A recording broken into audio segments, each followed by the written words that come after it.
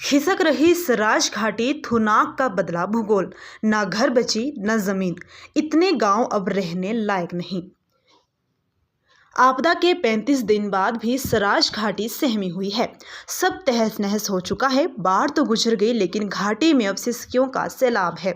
घर, जमीन और अपनों को खो चुके लोगों की आंखें 30 जून की रात को याद कर नम हो जाती है।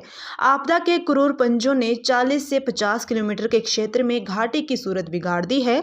सुराग, हुनागी, शरण, थुनाग, देजी, थुनाड़ी, रुशाड़, ब्योड़ और देओल सहित लगभग 1 दर्जन ऐसे गांव हैं जो अब रहने के लायक नहीं रहे।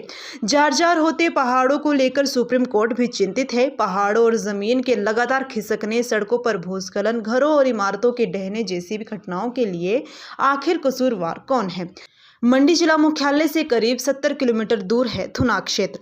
ये कभी घराटों का गढ़ कहलाता था। खड्डों, नालों के किनारे 25 से ज्यादा घराट हुआ करते थे। आजीविका का आधार भी यही घराट थे। 1984 से 85 में थुनाग तहसील बन गई। विकास के साथ घर और बाजार का दायरा बढ़ने लगा, लिहाजा लोगों ने यहाँ जमीन खरीदना शुरू किया। मांग बढ़ी तो घराट और कूलों वाले जमीन तक बिक गई। लोगों ने इसी जमीन पर घर, दुकानें और आलीशान भवनों का निर्माण कर लिया।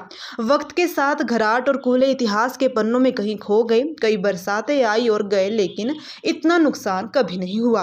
इस बार ज्यादा बारिश हुई तो पानी अपने पुराने रास्तों से भी आया। नालों के किनारों का निर्माण तहस नहस हो गया।